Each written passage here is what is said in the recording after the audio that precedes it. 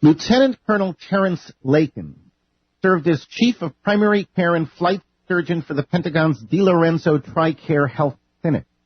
He is the lead flight surgeon charged with caring for Army Chief of Staff General Casey's pilots and aircrew.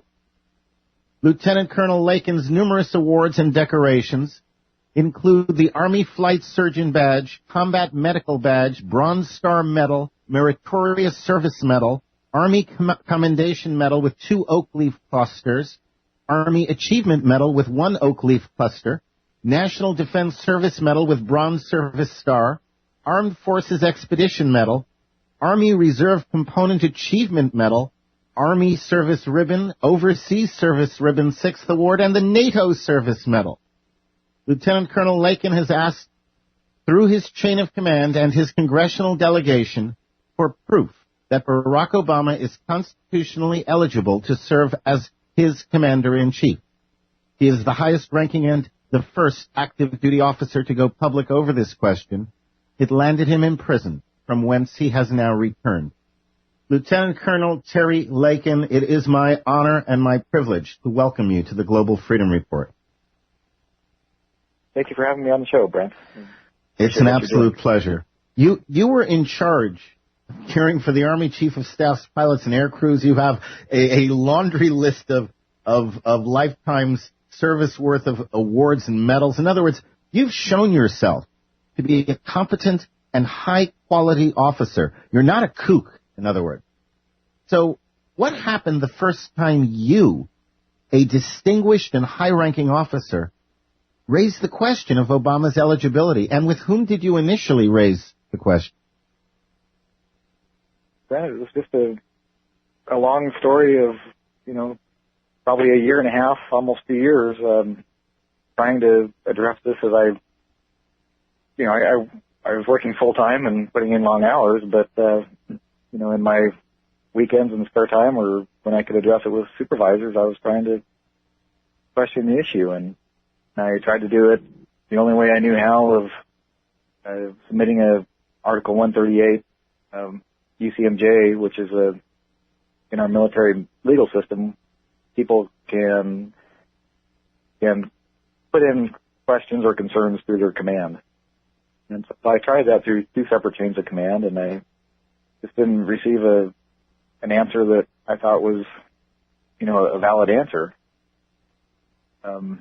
I did try and address this with both the, commander's legal team and also legal assistants in the military, and, I was kind of essentially stonewalled, and people didn't call me back or said that they didn't know what to do and didn't know how to address this issue. Well, now, I'm curious because media has characterized people who have questioned Obama's eligibility, they call them birthers, but they've pretty much characterized them as being conspiracy theorists and kooks and in some way off, not thinking right. But like I said before, you are clearly distinguished. You're a high-ranking officer. You have earned that lieutenant colonel rank.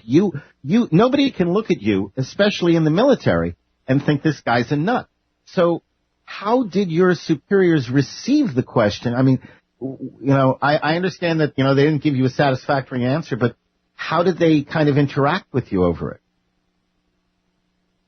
It's just been a variation of everything. A lot of mostly majority of people nod their heads and say, yeah, we think it's an issue, but, what do you do? The naysayers are saying that, maybe he submitted his birth certificate and that's, met the standard. And, other people, it's all the same arguments, perhaps, he was born here, so he's a citizen. Well, there has to be a little higher standard here. I would hope so. At what point did it become apparent that your questions were causing a situation that was going to get out of hand?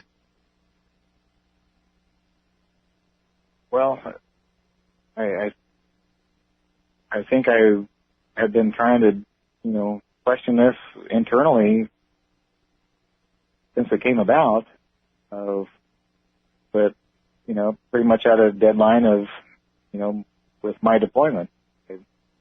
I had been seeking out a deployment before the elections and knew it was my turn, and I enjoyed deployments, and I thought that I provide a valuable service on deployments.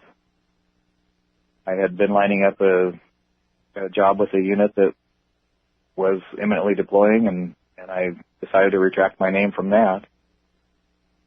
Then it was probably 6 months later when I came up on the short list to be marked for that surge in Afghanistan. In my opinion, it was just being part of the surge in Afghanistan that President Obama, ordered by his speech that he gave at West Point, pretty much gave me a direct line that I was being ordered by him to go to Afghanistan. What is your current official status with the military? You haven't been discharged. Are you still on active duty or what? What's your status? The status I'm still on active duty and just what they call appellate leave. And the appellate leave I'll stay on that status until the appeals process is taken out to a conclusion. That could be 8 months to year and a half. So, in other words, you are still an active duty officer. In other words, you're still bound by the Uniform Code of Military Justice. I am, yes. Okay. I just want to make sure everybody understood that as well. And because, that's appropriate. Now, you were in prison. Why? I mean, what was the official reason, and for how long were you incarcerated? Well, I did come down on orders to report to a unit at Fort Campbell that was preparing for deployment to Afghanistan, and several weeks prior to that report date, I informed my superiors that I was not going to report there until I had some assurances that we had a legitimate commander-in-chief. So pretty much the process went through until my report day passed, and the military then calls you in and flags you as having potential adverse action taken against you, and I was under investigation for the military crime of not reporting for duty or missing movement. Now, and again, I may not have this right, so I'll ask you to correct me, but so did that precipitate a court-martial, and the court-martial is what landed you in prison? It does. They launched their investigation, and also at this time I was ordered to report to my brigade commander to discuss the matter, and at the time had never done anything like this before. I was extremely scared and didn't have any legal representation with me at the time, and I politely declined. I had tried to meet with my commander previously and didn't see a point of meeting with him again where anything that I said or did could be held against me further. But in my error of that resulted in more charges of disobeying an order. So we went through the military court-martial process, several hearings, and then the actual court-martial was held in mid-December, and I was found guilty of missing movement and disobeying orders and sentenced to 6 months at Fort Leavenworth. Okay, all right. Now, and were you demoted in the process? No, for officers, it's more difficult for them to take away the rank. But part of my sentence was the 6 months confinement, and then after my appellate leave is through, then I will be dismissed from the Army, which is equivalent of a dishonorable discharge. And the appellate leave, is the matter still in an appeal process, or is it just a formality? Well, a little of both. It's a formality, and I have a a new military lawyer that's reviewing the case now, and we'll see if there's, we'll file briefs in the next few months, several months down the road, and see how things progress with that. Now, it's a military process. I'd like to clarify the actual issue. If I understand it correctly, the whole issue is that as a soldier, whether you're an officer or enlisted personnel, as a soldier, you have to obey legitimate orders. Failing to do so is a punishable offense. However, as a soldier, you are also charged with knowing what are legitimate orders, and if you follow an unlawful order, an illegitimate order, you can also be punished. Is that correct? Without it looking at the actual oath, that's a pretty good interpretation. Now, I would imagine that everybody who sat on the court-martial understood that. Am I correct? They're all officers on the court-martial, correct? Yes, they were. Okay.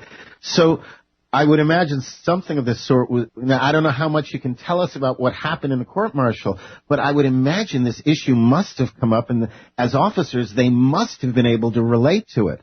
Was this issue addressed in some form, or was it just set aside? Well, it pretty much the motives of my questioning, the legitimacy of the commander-in-chief was not allowed in my defense. It was allowed afterwards for my sentencing. But, it's just a convoluted situation that, I'm not sure anybody has a real good grasp on it. My direct orders were signed by somebody that as a full bird colonel. Not, my orders weren't signed, and President Obama did not say, Terry Larkin, you're going.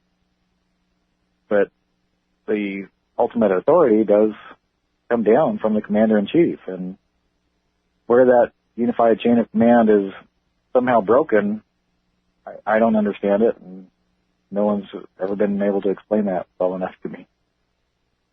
Were you incarcerated with others, or were you kept separate? And if you were with others, what was the general attitude toward you when you were in prison? Well, there's quite a few people knew about me coming in, and certainly in the first month or two of my incarceration at Fort Leavenworth, I think, everybody knew. Word gets around pretty fast in prison. But, I was astonished at, I made a lot of friends in prison. I mean, there's good people in there. Fellow inmates there were, no one ever hassled me. They, in fact, just the opposite. A lot of them made a point of going out of their way and meeting me and shaking my hand and saying they understand and that they think there's an issue too. And I was one of the few officers in there, and most of them are enlisted, but the officers and enlisted have different oaths. Enlisted people take an oath to follow the orders of their superiors, and officers have a unique oath, which is to protect and defend the Constitution. Oh, I didn't know that difference was there. Oh, interesting. So the constitutional oath is only with the officer.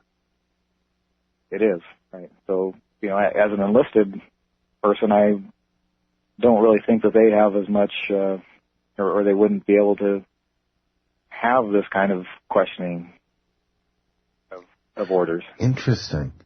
Oh, that is interesting. Did your time in prison teach you anything new?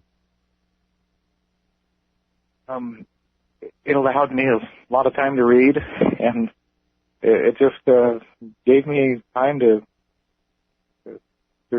read the Bible and read several other historical texts that I read about our founding fathers and more on the Constitution, and it just grounded me in my faith and in my belief in the Constitution and its Judeo-Christian anchors there. So I value that time. While you were in prison, were you did you have like a cellmate or cellmates, or did they have you like in isolation? Well, the initial 2 weeks was in isolation. They called it reception, but it was basically you're in a separate part of the prison, and you're only allowed outside for, 1 or 2 hours a day to play cards with some of the other guys that are in the reception classification. But in the general population, I did have a roommate, became a wonderful friend, very talented, and an extremely great sergeant that was in the Army, and my heart goes out to a lot of the fellow inmates, and I think they're a lost population in the military that are good, productive people, and maybe many of them shouldn't be in there or shouldn't be in it for the time that they are.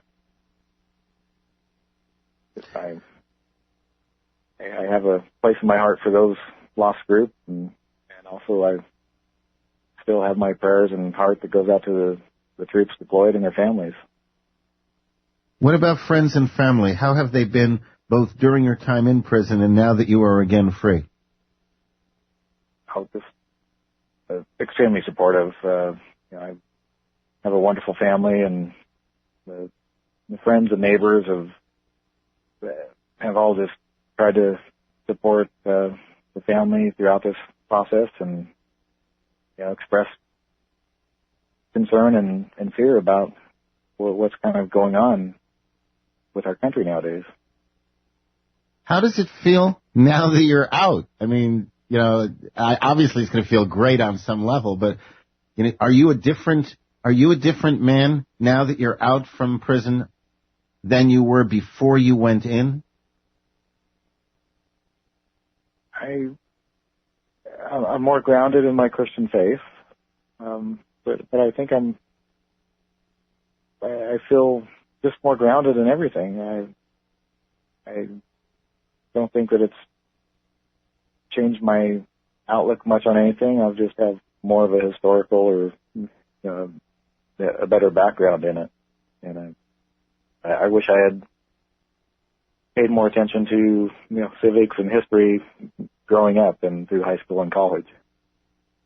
No, they don't even teach that much these days. And if you and I were in high school and college today, we probably wouldn't have much of an opportunity for civics lessons. That's unfortunate.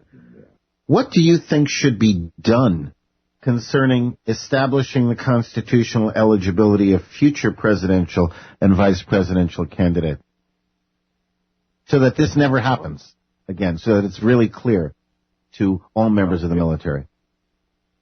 Yeah, in my opinion, I think it should be an easy thing for the states to, pass laws to make sure that validation of eligibility is paramount for the, candidates that are running in all the elections. I don't know how that safeguard got missed in our state laws or, even in our federal laws. Every now and then I ask the question, and of course nobody's been able to answer. I've asked attorneys, I've asked legislators. Nobody's been able to answer because it's brand new ground, but I've asked the question, if suddenly it came out, we had absolute proof that indeed Barack Obama was not eligible to be commander-in-chief. It's after the fact. What would happen? You have any idea? Want to take a shot at it? No, I wouldn't want to do that. No, I know. I mean, nobody can even think about it, because it's never come before. And how do we undo everything at this point in time? And I don't have an answer. I'm hoping somebody out there does. We have a question from the chat room. Is there a pledge? Is there a pledge anywhere in the military that is a pledge of allegiance to the president or to Obama? You would find that wording somewhat in the enlisted oath of office, but not in the officer's oath. Definitely. So indeed, because the question was whether officers pledge allegiance to the Constitution and whether enlisted pledge allegiance to the president. That's kind of the gist of what the questioner was asking. So essentially, you're saying that really is the case on some level. Yes. Mm-hmm. Yeah, that is. Well, interesting. Enlisted men don't have the discretion to determine if an order is unlawful, or are they supposed to? Going back to the Nuremberg trials. Oh, kind of getting into legal matters that I would just be, postulating on, but it all has to do with the case that's going on. I mean, orders that are overtly illegal on their face, enlisted have a duty to disobey them. So what are some examples? Can you give some examples hypothetically of what an illegal or unlawful order would look like? How would anybody even know? I think people would, have to go back on historical cases and, certainly, I just, I guess I'd, any type of case, the My Lai case in Vietnam was the biggest case that I can think of, and that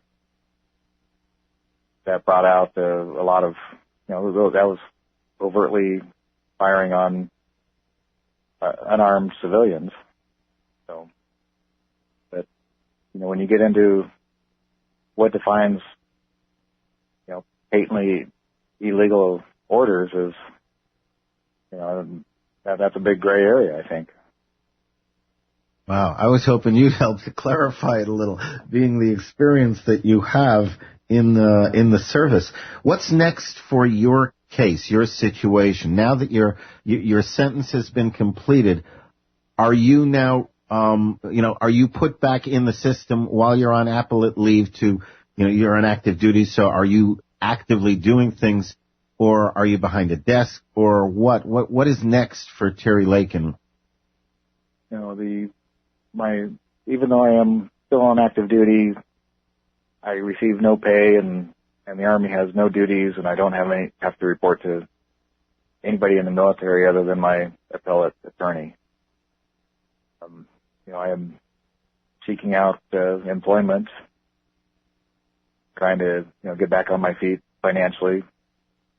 I've lost 17 years of a potential retirement through the military, and I knew that was a risk going in, but I didn't know my other options didn't sound that great either. So I'm just pretty much starting over my career now. Do you have any regrets that you ever raised the Obama eligibility issue in the first place? I don't. I'm at peace with it. I think it's an issue that needs to be resolved somehow, and I don't know what led me down to trying to resolve this internally with the military, a year and a half before anything, before I took the action that got me court-martialed. But since I had already traveled this road, I felt that still complying with orders that I had questions about would be the wrong thing to do also. An action fund has been set up to support the defense and the aftermath of this entire issue for Terry Larkin.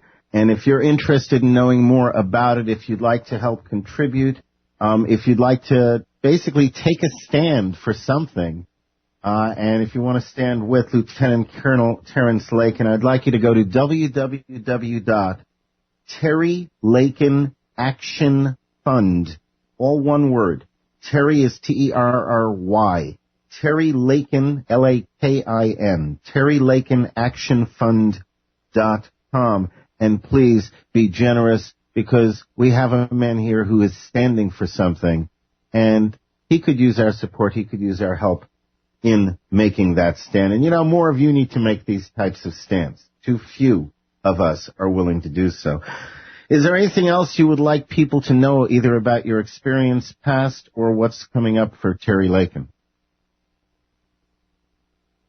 Well, just kind of exploring options. I really hope to help out the incarcerated military troops that I think are the, some forgotten heroes in there, and that's a population of, troops that maybe we need to help out a little bit more, and then our deployed troops and their families have gone through a lot the last 10 years. My heart and prayers go out to them. As do ours, not only to them, but to you as well. My guest has been Lieutenant Colonel Terry Larkin. And if you would like to help out, if you want to participate, if you want to know more about his experiences and the stand he has taken on behalf of truth and justice, go to www.TerryLarkinActionFund.com. TerryLarkinActionFund.com. Terry, God bless you, and thank you for taking the stand. You're taking a position on behalf of so many more who you will never know directly. Thank you for doing so. God bless you, and I hope everything goes well. Thank you very much, Brent. Thanks so much. Lieutenant Colonel